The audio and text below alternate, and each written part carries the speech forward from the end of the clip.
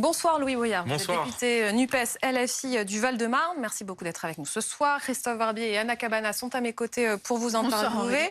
C'est votre première interview depuis l'accrochage avec Cyril Hanouna il y a une semaine, il y a 8 jours même, c'était jeudi dernier. Vous portez plainte contre lui pour insulte, il porte plainte pour diffamation. Pourquoi avoir attendu une semaine pour en parler ? Pourquoi cette pause ? Parce que déjà, j'avais de nombreuses autres choses à faire. Je suis rapporteur d'une loi sur un revenu étudiant, donc j'étais sur mon travail parlementaire. Et puis aussi parce que l'objectif, c'est pas de commenter cette séquence en boucle ou d'en faire un jeu. Je veux poser un sujet politique à travers ce qui s'est passé. Je veux poser un sujet politique au sujet de la concentration des médias. Donc c'était mon travail parlementaire et le travail de recherche sur ce sujet politique qui m'a occupé cette semaine. Il déclare qu'il regrette ses propos injurieux. L'histoire pourrait s'arrêter là. Mais en vérité, moi, l'objectif n'est pas de mener une guerre contre Cyril Hanouna. Nous, on mène une guerre contre l'empire médiatique de Bolloré. C'est ça l'objectif. C'est pas une affaire personnelle. En revanche, pour ce qui est des insultes, il y a eu plein de débordements sur cette émission, beaucoup de débordements. Et ce sont des personnes qui se croient intouchables. Et l'objectif, c'est de montrer que les lois de l'argent ne sont pas supérieures aux lois de la République et que pour une fois, ils ne seront pas impunis. Et c'est pourquoi je maintiens ma plainte. Mais lui, il peut parler de la liberté d'expression. Enfin, je sais pas, je vais pas faire le procès avant qu'il ait lieu, mais il explique que c'est le contexte qui a justifié son comportement. Et en gros, selon lui, vous auriez tout préparé. Vous avez préparé un coup d'éclat, vous vous êtes servi de lui, en gros. Non.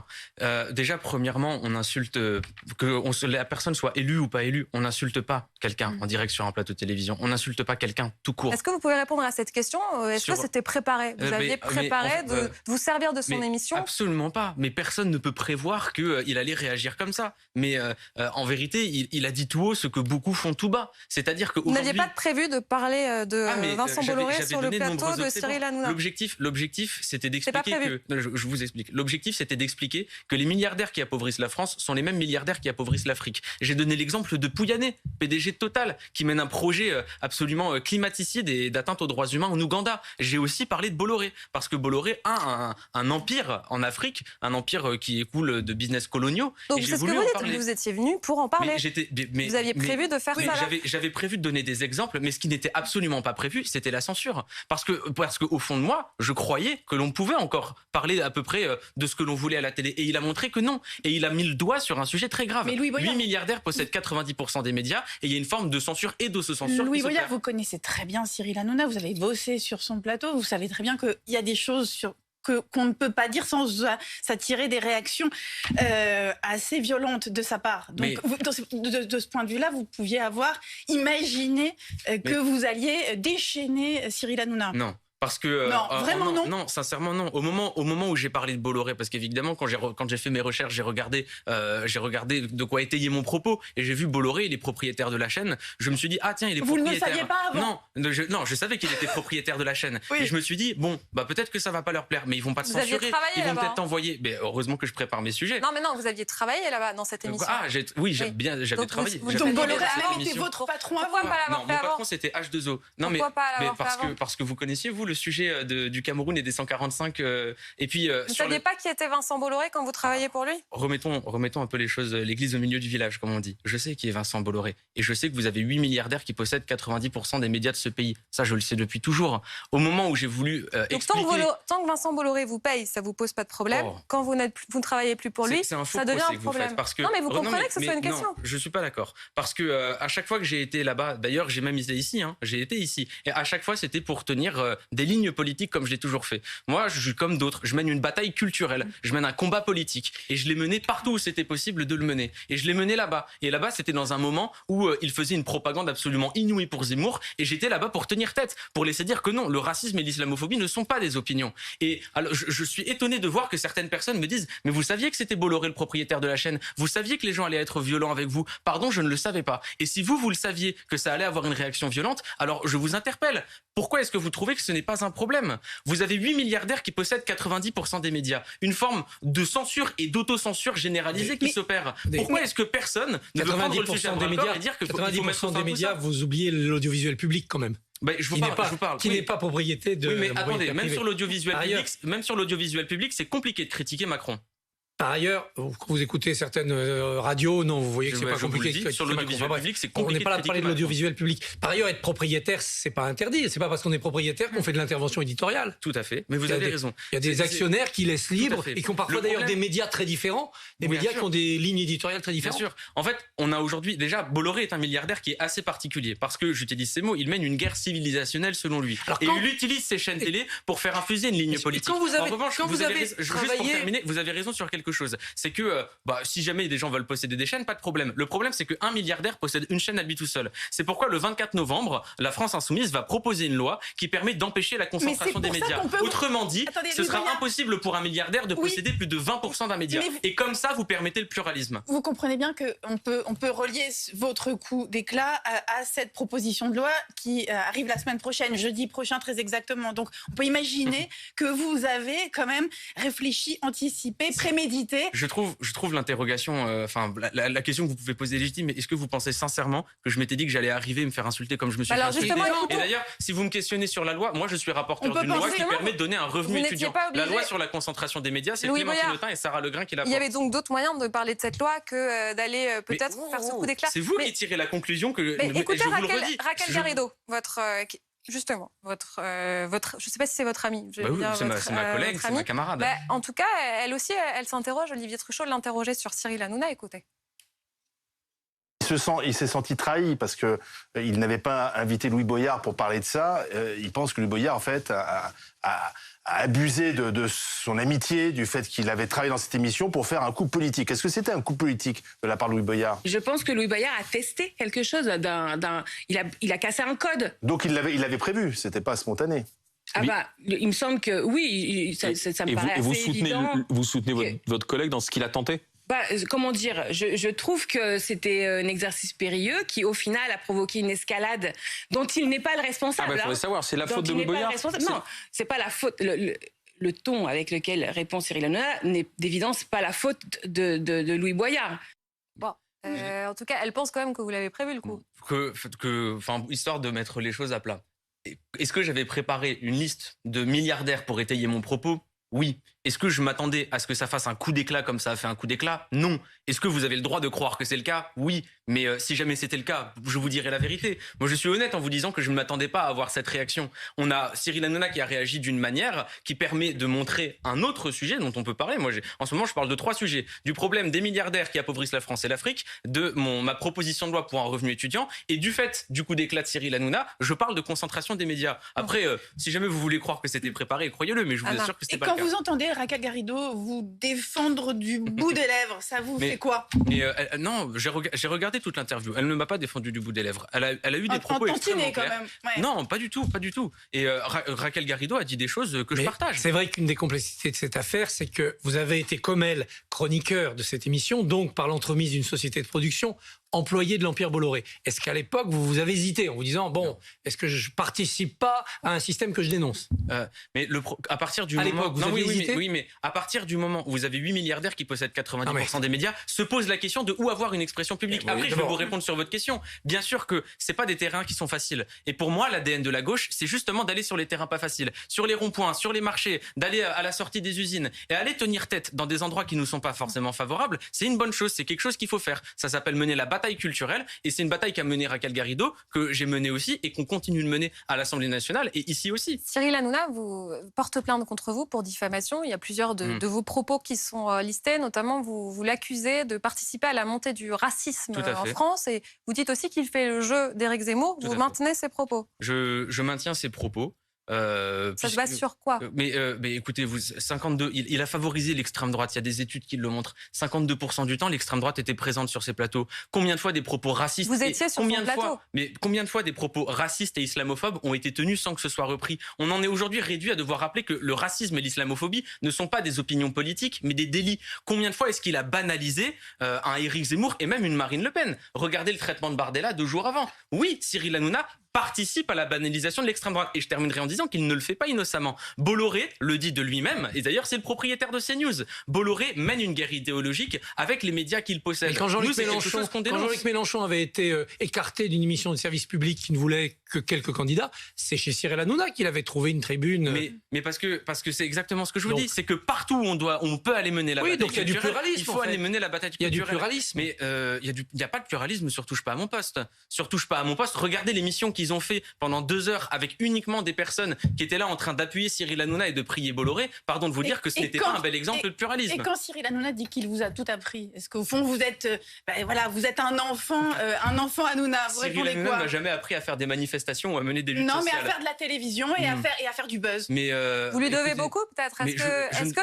Vous vous dites que votre poste de député. Non, est-ce que vous vous dites que votre notoriété, peut-être le fait d'avoir été élu député, c'est en partie grâce à lui? Cyril Hanouna n'a pas voté pour moi. Si jamais j'ai gagné, vous savez, c'est grâce à quoi? C'est grâce à la NUPES. C'est grâce à l'union de la gauche. Attendez, si je peux ajouter autre chose. On parle ici de loyauté. Moi, en tant que militant politique et en tant que député, ma seule loyauté, elle va vers les personnes qui ont voté pour moi, pour le peuple français et vers mes idées. Et je pense qu'il faut réaffirmer que quand on est journaliste ou quand on est présentateur, la seule loyauté doit aller à la loyauté et aux faits. C'est ce qu'impose l'infonction. Justement, et il a violé cette règle. Cette loyauté aux électeurs. Sur les réseaux sociaux, c'est intéressant. Énormément de gens condamnent Cyril Hanouna et ses propos, mais beaucoup de gens sur les réseaux sociaux disent Louis Boyard, il est tellement agaçant, fallait que ça lui arrive. En gros, quand on joue avec le feu, on se brûle. Est-ce que la stratégie de LFI, dont vous êtes l'un des membres les plus éminents, les plus actifs, les plus trublions, est la bonne? Parce que ça dresse une partie de l'opinion contre vous par votre attitude à l'Assemblée ou sur les médias. Les gens ont le droit de penser ce qu'ils veulent. Oui, mais est-ce que ça ne va pas se retourner contre vous? Est-ce que c'est pas contre-performant? Vous savez, par exemple, il y a eu, par exemple, je vais vous donner l'exemple d'un moment où je n'ai pas voulu serrer la main au Rassemblement national. Encore une fois, je ne m'attendais pas à ce que ça prenne les proportions que ça a pris.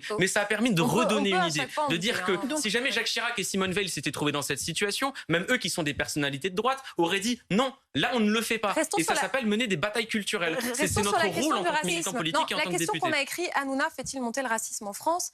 Vous maintenez vos propos. Vous avez écrit un livre avec Cyril Hanouna. D'ailleurs, j'avais renoté le titre. Ce que le monde dit, les Français, c'était aux éditions Fayard. Vous pensez quoi de cette affirmation? Moi, j'ai passé de très longues heures à discuter avec lui et j'ai trouvé en face de moi quelqu'un qui est profondément antiraciste. Mais profondément antiraciste. Et qui vit avec l'idée qu'en mettant face à face des gens en position extrêmement contraire, virulemment contraire, ça va les amener à s'engueuler, bien sûr. Ils cherchent le clash, évidemment, c'est le principe de ces émissions, mais à se connaître, à discuter, à se revoir peut-être. Et il est persuadé, c'est sans doute en partie utopique, que cette confrontation des contraires, c'est le début de la discussion. Et qu'en gros, mettre un raciste face à un antiraciste, ça va faire progresser le raciste dans la bonne direction. Donc j'ai vraiment trouvé quelqu'un qui était profondément engagé dans le combat contre le racisme et contre l'antisémitisme. Vous pourriez témoigner pour lui. Et certainement pas intéressé par le buzz et l'argent. Mais bien sûr que si. Pas. Le principe de l'émission est un principe de cash et de clash, parce que c'est l'audience qui fonctionne, parce qu'on est dans un système où il faut faire de l'audience. Mais ça, il n'en est pas responsable. Il est dans un système qui est l'un des principaux acteurs, mais 52% l'extrême droite était invité. Les sujets qu'il met à l'ordre du jour sont toujours des sujets d'extrême droite. Je m'interroge, pourquoi est-ce qu'on n'entend jamais parler de débat sur les super profits, sur l'augmentation des salaires, sur le rétablissement de l'ISF? Pourquoi est-ce qu'on parle jamais de social? Voilà, je m'interroge. Est-ce qu'on pourrait pas peut-être se demander qu'un présentateur qui fait partie du groupe où vous avez accessoirement CNews à côté, un présentateur qui a autant mis en valeur Éric Zemmour. C'est le présentateur, qui a donné. Il a fait monter c'est le présentateur qui a donné le plus et le plus vite la parole aux gilets jaunes. Donc c'est pas un présentateur d'extrême droite, c'est un présentateur qui est à l'affût de tout ce qui est mouvement populaire spontané et souvent virulent, des antispécistes aux gilets jaunes, et il est à l'affût de ça pour les faire monter. C'est vrai que c'est pour faire l'audience. Je suis pas d'accord. Vous savez pourquoi? Parce que vous savez ce que c'est qu'être antiraciste. Être antiraciste, c'est ne rien laisser passer quand un propos raciste ou islamophobe est tenu. Combien de fois sur Touche pas à mon poste des propos racistes et islamophobes ont été tenus et ont été... Voilà, on a dit, on les a laissés passer. Combien de fois? Voilà pourquoi est-ce que je dis qu'ils ont fait monter l'extrême droite. Attendez, vous l'accusez, Cyril Hanouna, d'aimer trop le clash et le buzz, mais en fait, vous adorez ça aussi. D'ailleurs, vous êtes en la matière un champion aujourd'hui. Oh, je vous remercie, mais ce n'est pas mon objectif. Je crois. Non, mais vraiment, ça dépend. C'est pas un instrument que vous utilisez? Dites-nous que vous n'utilisez pas ça. Attendez, que à des moments, par exemple, La poignée de main sur le Rassemblement national, je ne m'attendais pas à ce que ça prenne des proportions comme celle-là. L'histoire avec Cyril Hanouna, je ne m'y attends pas. En revanche, à chaque fois qu'on peut mettre la lumière sur un sujet politique, alors il faut mettre la lumière sur un sujet politique. Quitte à faire un très gros buzz, mais attendez, si c'est utile. Ce que vous appelez un buzz pour expliquer que 89 députés du Rassemblement national qui rentrent et aujourd'hui ça paraît normal, pardon de vous dire que oui, il faut mener un débat politique. Vous avez un des présentateurs d'une des plus grosses émissions de France qui dit « Je ne mords pas la main qui me nourrit », pardon de vous dire que oui, il faut mener un débat sur la concentration des médias. Mener des débats publics, ça s'appelle mener une bataille culturelle et c'est ce que les gens attendent de nous. Parce qu'on arrive à avoir des débats qui ne sont jamais tenus. Et c'est ce que les gens attendent des députés de la France. Vous attendez quoi de cette plainte? Écoutez, j'attends que... je vais éviter de commenter les décisions de justice. Il risque 1 an de prison, 15 000 € d'amende. Honnêtement, j'ai la responsabilité de ne pas avoir à commander ces décisions de justice, donc je m'en priverai. Restons alors sur l'autre thème important et puis après on continuera à avancer. La question peut-être de la loyauté, puisque vous avez aussi été présent, été chroniqueur dans les grandes gueules, dans les GG. Écoutez cet extrait de leur émission. Louis Boyard, il se trouve qu'on le connaît très bien, puisque Louis a été une grande gueule, et on a quand même pu mesurer que Louis n'était pas l'homme le plus loyal du monde, puisqu'on va raconter les choses, hein, il devait faire la saison passée, hein, c'était l'année dernière, et on avait mis son nom dans le dossier de presse en septembre, comme on fait, voilà. Et puis le jour de la conférence de presse, où on annonçait les nouvelles grandes gueules, il nous appelle en disant je vais chez Hanouna, je vous plante les gars. Donc c'est vrai que en termes de loyauté, c'est pas quand même le mieux placé. Bon, il vient sur le plateau de C8, il veut critiquer Bolloré, il ne l'a pas fait lorsque il était payé comme chroniqueur du même Cyril Hanouna. Donc là, il y a effectivement une façon de cracher dans la soupe qui est quand même pas terrible. Et ça n'excuse pas les insultes non plus. Mais c'est l'émission normalement d'Alain Marchal et d'Olivier Truchot. J'aurais bien aimé que vous ayez un dialogue. C'est une façon d'essayer de le faire. J'ai 2 choses à dire. Déjà, premièrement, c'est pas effectivement comme ça que ça s'est passé. C'était des négociations qui ont duré 1 semaine. Après, deuxièmement, moi, mon objectif, c'est d'aller faire de la politique auprès des jeunes. Touche pas à mon poste, c'était un très bon endroit pour le faire. Troisièmement, on devait parler de précarité étudiante. C'était pour ça que j'étais venu. Et là, aujourd'hui, on est en train de faire un sujet de copinage entre un journaliste qu'on connaît qui aurait dit ça à tel sujet. C'est pas ça qui intéresse les Français. Les Français, ils s'en fichent de nos petites vies, ils s'en fichent de nos petites personnalités. Ce qui les intéresse, c'est les combats politiques et les idées qu'on est capable de proposer. Donc voilà, c'est tout ce que j'ai à vous répondre sur le sujet. C'est tout, Anna et Christophe. Moi, je m'interroge pourquoi les jeunes regardent Cyril Hanouna et pourquoi ils ne regardaient pas le média, l'émission inventée par la France Insoumise. Mais vous avez, c'est ça qu'il faut que vous réfléchissiez. Mais parce qu'ils utilisent d'autres supports. Par exemple, sur Instagram, vous savez, on dit la jeunesse est dépolitisée. La jeunesse n'a jamais été aussi politisée. Elle est connectée via Instagram, elle est connectée via TikTok. Et là-bas, on fait aussi de la politique. On porte des idées, on essaye de convaincre. Et les jeunes sont très intéressés. C'est d'ailleurs pour ça qu'ils votent pour la NUPES en premier. Non, pour le RN aussi beaucoup. Oui, mais le premier vote, c'est la NUPES. Et de loin, et de très très loin. J'ajoute une info, l'ARCOM a mis en demeure C8 pour les propos tenus par Cyril Hanouna dans l'affaire Lola, qui demandait notamment une justice expéditive. Ça fait beaucoup d'incidents mis bout à bout. Oui, c'était pas le premier. Alors, est-ce que l'ARCOM, dans les décisions que cette instance aura à prendre pour cette affaire, c'est un avertissement, va considérer qu'il y a une récidive?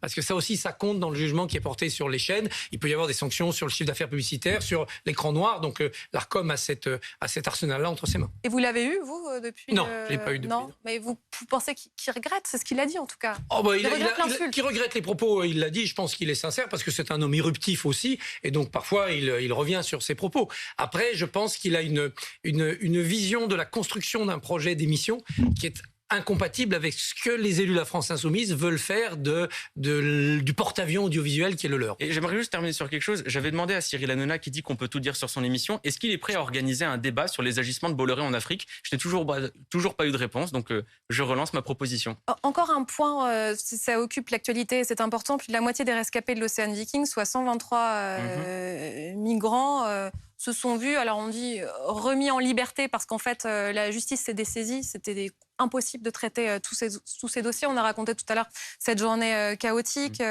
Ils sont donc libres de partir. Le Rassemblement national dit que c'est l'affaire Leonarda d'Emmanuel Macron. Quel commentaire vous faites? Mais je ne commande pas le Rassemblement national parce qu'il ne maîtrise pas les sujets. Par contre, ce que je vous dis, ce que j'ai à vous dire, c'est qu'il y a une crise de l'accueil. Que ces migrants ont été sauvés. Non, mais c'est la preuve. Aujourd'hui, on ne se donne pas les moyens d'accueillir des gens. On n'est pas équipé. Et j'ai quelque chose à vous dire, mais la Banque mondiale explique que 150 millions de personnes n'auront plus d'eau ou plus de quoi manger. Qu'est-ce qu'on va faire de ces gens? Il va falloir un moment qu'on se prépare à être en capacité d'accueillir des gens. Et je redis qu'on dit ces gens ne veulent pas faire partie de la France. Mais vous avez des mineurs qui ne demandent qu'à aller à l'école. On leur dit prouvez d'abord que vous êtes mineur. 2 à 3 ans de procédure en justice. À la fin, ils sont majeurs, ils peuvent pas aller à l'école. On dit à ces gens vous devez travailler. On leur interdit de travailler. Et on leur dit si vous voulez les papiers, alors vous devez avoir 30 fiches de paye en 5 ans. Mais on leur interdit de travailler. On a une crise de l'accueil parce que la loi est mal faite et parce qu'elle ne se donne pas les moyens. Et c'est ça qui crée les problèmes. La France va donner des titres de séjour à des immigrés en conditions irrégulières mais qui travaillent. Ça va dans le bon sens. Alors, je vais vous donner l'exemple des chronopostes, qui est un sujet que je suis beaucoup, où vous avez des personnes qui étaient en situation irrégulière, que Chronopost a exploité, a sous-payé, a fait travailler la nuit. Et aujourd'hui, Chronopost ne veut pas reconnaître qu'ils ont travaillé pour eux et du coup, ils n'auront pas les papiers pour ça. La préfecture, l'État, tout le monde est au courant, mais personne ne veut les régulariser. Aujourd'hui, il va falloir avoir une politique d'accueil parce que c'est la seule solution qu'on a pour être capable de faire le vivre ensemble. Mais il y a une autre solution, c'est de les aider à rester chez eux en surmontant ces difficultés d'approvisionnement en eau, en nourriture. Ça s'appelle le développement. Oui, mais aller dire à quelqu'un qui ne peut plus boire, qui ne peut plus manger, de rester chez lui, aller expliquer à une femme en Afghanistan où vous avez un régime de talibans qui est qui est atroce, aller expliquer à ces gens de retourner chez eux. En vérité, si des gens tentent un tel péril et en sont à un tel niveau de détresse, c'est qu'ils n'ont pas d'autre choix. Et ça, c'est peut-être aussi quelque chose qu'il faut regarder droit dans les yeux. Et combien on peut en accueillir en France compte tenu de notre situation économique et sociale? C'est pour ça qu'il faut pas. Il faut pas 1 million, 2 millions, 10 millions. C'est pour ça que c'est pas une politique qu'il faut regarder uniquement à l'échelle de la France. C'est une politique qu'il faut regarder à l'échelle de l'Union européenne. Et quoi qu'il arrive, de fait, avec le réchauffement climatique, c'est un problème qu'on va être confronté. On n'aura pas d'autre choix. C'est pour ça que nous on appelle à planifier et on dit crise de l'accueil parce que c'est bien là qu'il est le problème. Il faut changer les lois. Il faut donner les moyens à ces personnes de pouvoir faire France avec nous. C'est tout ce que l'on souhaite et on a plein de propositions sur le sujet. Et l'autre appel que vous lanciez, c'était contre la précarité étudiante. Tout à fait. Plusieurs vidéos d'étudiants qui appellent à l'aide pour réformer le système des bourses notamment. J'aimerais poser une question, mais combien d'étudiants vivent avec moins de 1 102 € en France? 1 102 €, c'est le seuil de pauvreté. En vérité, la quasi-totalité des étudiants vivent sous le seuil de pauvreté parce que le système fait qu'ils vivent sous le seuil de pauvreté. J'essaie d'expliquer à La République En Marche, essayez de faire quelque chose. Ils disent, on a augmenté les bourses de 4%. L'inflation, il y a 6,5%. En fait, ces gens ne sont pas capables de se rendre compte qu'il y a des milliers d'étudiants qui crèvent la dalle. J'essaie de leur faire entendre qu'il va un moment falloir agir et ils s'en foutent. Si demain Cyril Hanouna vous invite pour en parler, vous y allez ou pas? On a des plaintes l'un contre l'autre, donc ce serait peu crédible. Et vous dites à vos collègues d'arrêter d'y aller? Moi, ce que je dis sur le sujet, c'est que quand on est de gauche, quand on a cet ADN-là, on va dans les endroits pas faciles, l'usine, le rond-point, le marché, et que si jamais il faut aller mener la bataille culturelle, allez la mener partout, collègues. Donc quand Jean-Luc Mélenchon dit qu'il va continuer à y aller et à dire aux Insoumis d'y aller, ça vous blesse pas? Pour vous faire une petite démonstration, mais je le redis, 8 milliardaires possèdent 90% des médias. Pour moi, ces espaces d'expression démocratique, ils sont censés appartenir au peuple. Parce que des milliardaires nous ont volé cet espace d'expression démocratique, on devrait se coucher, on devrait ne plus y aller, on devrait laisser l'extrême droite tenir des propos racistes et islamophobes toute seule. Non, on mène la bataille culturelle et on tient tête. Et quel argent viendra remplacer l'argent des milliardaires pour payer les gens qui font les médias? Il faut demander des impôts. Il faut que si le peuple doit posséder les médias, non, nous dans notre proposition de loi, ce qu'on propose, c'est que vous avez des milliardaires qui possèdent 100% d'un média. Nous, on veut qu'ils ne puissent pas en posséder plus de 20%. Et les 80%. C'est ça qui permet. Mais dans ce cas, vous avez d'autres gens qui viennent, qui d'autres actionnaires, d'autres entreprises. Et c'est ça qui permet de faire du pluralisme. Et c'est ça qui empêche d'autres milliardaires. Mais si vous aussi vous voulez acheter des actions, allez-y. Je suis pas milliardaire, oui, Boyard. Et malheureusement, et d'ailleurs, je pense que les milliardaires ne devraient pas exister. Mais en tout cas, carrément. Écoutez, le pays n'a jamais été aussi riche et les richesses n'ont jamais été aussi mal partagées. Merci. Comment est-ce qu'on peut avoir des personnes qui accumulent de telles sommes d'argent quand vous avez des gamins qui crèvent de froid dans les écoles et des étudiants qui font la queue à la banque alimentaire? Merci beaucoup à tous les trois. Tout de suite, nous allons en Ukraine.